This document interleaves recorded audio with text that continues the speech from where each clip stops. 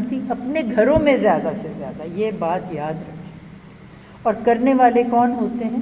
اپنے عزیز رشتہ دار، دوست، ملازم۔ یہ کوئی جھاڑیوں میں سے چھلانگ مار کے آپ کو ریپ نہیں کرتا، جو بھی ہوتا ہے یہ ایسے لوگ ہوتے ہیں جن کو آپ جانتے ہیں، اور وہ اس انداز میں کرتے ہیں کہ آپ کے اوپر ایک ڈراوا بھی ڈالتے ہیں کہ آپ نے اس کے بارے میں کسی کو بتانا بھی نہیں، ساتھ ان کا آپ کے اوپر ایک اثر ایسا ہوتا ہے، چچا ہو گیا، ماموں ہو گیا، بڑا بھائی ہو گیا، والد ہو گیا۔ پاکستان میں یہ بات گھروں میں والد بھی کرتے ہیں۔ یقیناً اگر میں یہ بات کر رہی ہوں کسی کی دکھتی رگ کو اس نے چھیڑا ہوگا، لیکن پھر سب سے بڑی بات یہ ہے کہ بتائیں کس کو؟ ماں کو بتائیں گے، ماں کچھ نہیں کرے گی، وہ کہے گی یہی تو ہمارا خیال رکھتا ہے، یہی ہمارے پاس دال روٹی کا انتظام کرتا ہے، اس کا کسی کو بتایا اگر یہ جیل چلا گیا تو پھر کیا ہوگا؟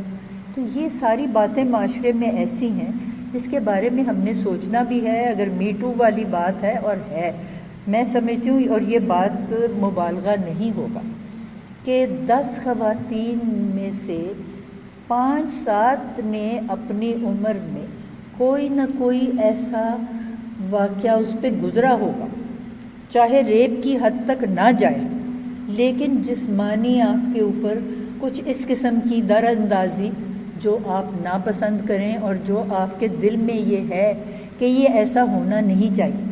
لیکن ایک تو ہم یہ سوچتے ہیں شاید یہ ہماری وجہ سے ہو رہا ہے۔ بہت ساری عورتوں کو کہتے ہیں ہائے ہائے جی یہ جین پا کے نکل آئی باہر، انہیں جین پائی ہو اسی، انہیں بلاؤز پایا ہو ایسی، یہ لباس اس طرح دا سی، یہ لوگوں کو دعوت دیتی سی۔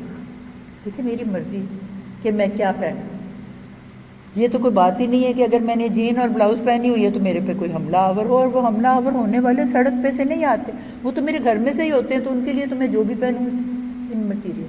لیکن یہ ہم نے خاص خیال رکھنا ہے کہ ایسی باتوں سے لوگوں کو بہکایا نہ جائے۔ اب وہ جو بیچاری عورت تھی جس کا پچھلے دنوں اتنا بڑا حادثہ ہوا، عابد جس کو پکڑا ہے پرسوں ترسوں، میرا تو خیال تھا یہ عابد پکڑا ہی نہیں جائے گا، اور اس کو مار دیں گے پولیس مقابلے میں اور کہیں گے بس غائب ہو گئے، تاکہ بعد کو پتہ نہیں وہ پکڑا جا بھی سکے یا نہ پکڑا جا سکے۔ لیکن کہہ رہے ہیں جی وہ آدھی رات کو کیا کر رہی تھی، وہ سڑک پہ کیا کر رہی تھی، وہ سڑک تو چل ہی نہیں رہی تھی، وہاں پولیس والے ہی نہیں تھے، اور پھر بچوں کو لے کے جانا اور گاڑی میں پیٹرول نہیں تھا۔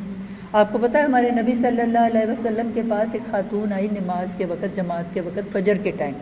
اس نے کہا جی میں فجر سے پہلے گھر سے نکلی تھی اور میں اس طرح جا رہی تھی تو کسی نے میرے ساتھ زیادتی کی ہے اس طرح۔ آپ نے اس کو یہ سوال نہیں کیا کہ تم فجر سے پہلے اپنے گھر سے باہر کیا کر رہی تھی، جس طرح یہ سی سی پی او نے کہا کہ تم کیا کر رہی تھی وہاں جو پولیس والا تھا۔ آپ نے سب سے کہا کہ پتہ کرو کہ اس علاقے میں کون اس وقت پھر رہا تھا۔ بندہ پکڑا گیا کیونکہ اتنی بڑی آبادی نہیں تھی، مدینہ منورہ کا واقعہ تھا، تو اس کو پکڑ کے لائے۔ اسی وقت اس سے پوچھا، اس نے اعتراف جرم کر لیا، اس کو سزا دے دی۔ اس عورت کو دوسری باری نہیں پوچھا کہ تم وہاں کیا کر رہے ہو۔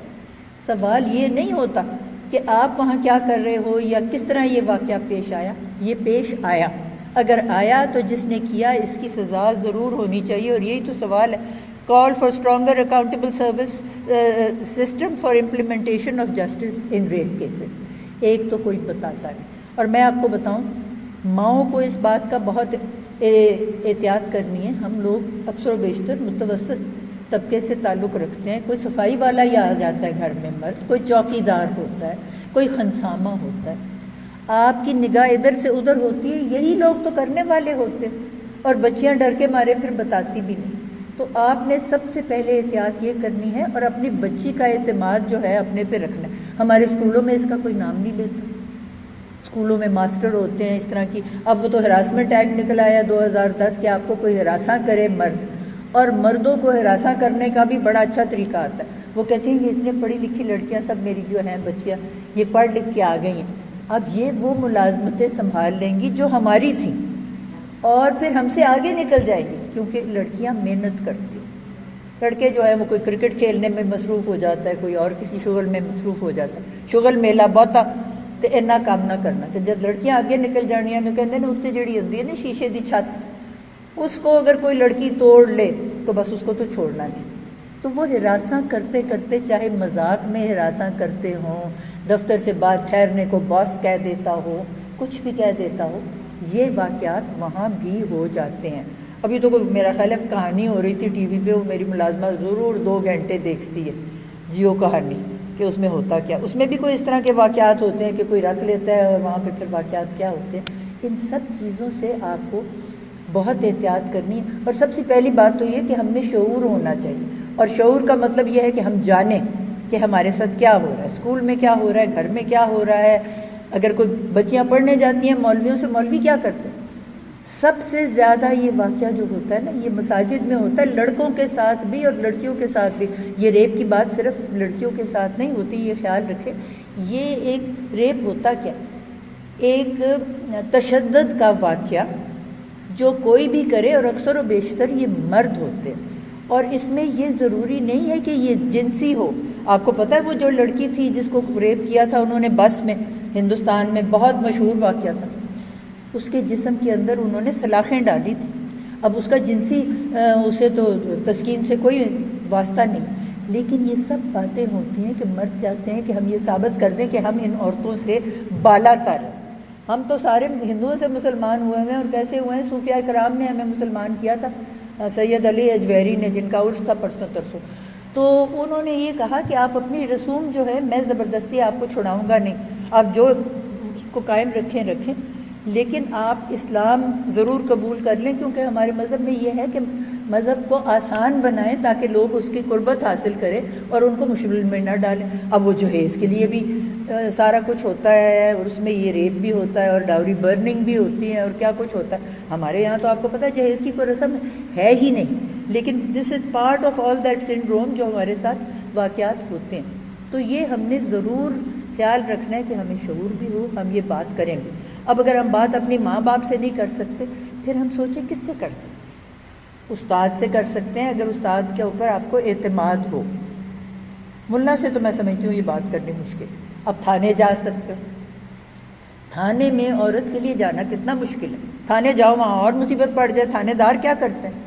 اچھا، اب وہاں کہتے ہیں جی ہر تھانے میں عورت ہونی چاہیے. اس عورت کا تحفظ کون کرے گا جو تھانے میں بیٹھی ہے؟ اتنے سارے تھانے ہیں اس کا. اب کہتے ہیں لیڈیز تھانے میں جاؤ. لیڈیز تھانے جو ہیں وہ 200 میل کے فاصلے پہ، وہاں کوئی پہنچے کیسے؟ اور یہ مختارہ مائی جب گئی تھی ہر ایک کو پتا تھا اس کے ساتھ واقعہ کیا ہوا ہے. اور ہماری جو ہے پاکستان پینل کوڈ، اس میں یہ ہے کہ ہر ایک جو ایسا کوئی واقعہ کرے اس کو یا سزائے موت ہوگی یا عمر قید ہوگی یا 10 سال ہوگی. مثلاً اس کی بیل نہیں ہو سکتی. اب دوسرے دن بیل بھی ہو جاتی ہے. پولیس والے نوٹس ہی نہیں لیتے. اگر کوئی آتا ہے بتانے، وہ کہتے ہیں یہ تمہارا گھریلو معاملہ، جاؤ جا کے اپنے گھر میں اس کو ریزالو کر دو. تو ایک تو جو ہم نے تبدیلی لانی ہے نا، اسٹرانگر اکاؤنٹیبل سروس سسٹم، اس میں پولیس والوں کی ٹریننگ ہم نے کرنی ضروری ہے. مشرف کے زمانے میں ہوئی تھی تھوڑی بہت، لیکن وہ تو آمر تھا نا، وہ گیا، اس کے ساتھ اس کا سسٹم بھی چلا گیا. 1860 کا ہمارا پاکستان پینل کوڈ ہے اور اس میں کوئی تبدیلی نہیں آئی. اس کو ہم نے مل کے کرنا ہے، کیونکہ سر جو جن پہ اثر ہوتا ہے وہ تو ہم ہی ہیں. اب یہ شاہین سوچ رہی اتنی لمبی بات کر رہی، میری بات کب آئے گی؟ میں ختم کرنے لگی ہوں شاہین، کیونکہ کہ چھوٹی بات کرنی چاہیے. اچھا نہیں، میں یہی